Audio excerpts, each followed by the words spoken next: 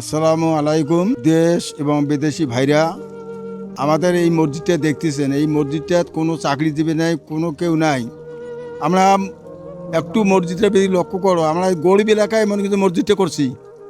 এখানে 40 থেকে 50 লক্ষ টাকা লাগে। মসজিদটা কোনো রকম সাতটার কাজ করছি, তবুও 2 লক্ষ টাকা মানুষের কাছে ঋণ করিয়া এটা নিয়ে গতকালকে শুক্রবারে মনে হয় মসজিদে অনেক কিছু হয়ে গেছে। আমরা টাকা অভাবে কিন্তু মসজিদটার কাজ করি পারতেছি না। তা আপনারা যান যেখানে থাকেন, দয়া করি আপনাদের সামনে রমজান মাস আসছে, আমরা রমজান মাসে এই মসজিদটা ঢুকার জন্য কি আকুল আবেদন করতেছি। যান যেখানে থাকেন 10-20 টাকা, 2, 4, 5, 50 হাজার যদি দান করেন, এই দানটা কিন্তু জীবনে কোনো নষ্ট হবে না। এই দানটা আপনাদের চিরস্থায়ী থাকে যাবে। কিন্তু মসজিদটা লক্ষ্য করেন, একটু লক্ষ্য করেন। আমরা টাকা অবানে কিন্তু কোনো কর্মে আমরা মসজিদটা কিন্তু কাজ করতে পারতেছি না। এই মসজিদটা দেখি যেন আল্লাহ যেন আমাদের দুনিয়া থেকে বিদায় নেয়।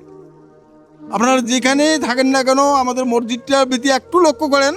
এই মসজিদে দান করলে কোনো আপনাদের বিপদে যাবে না।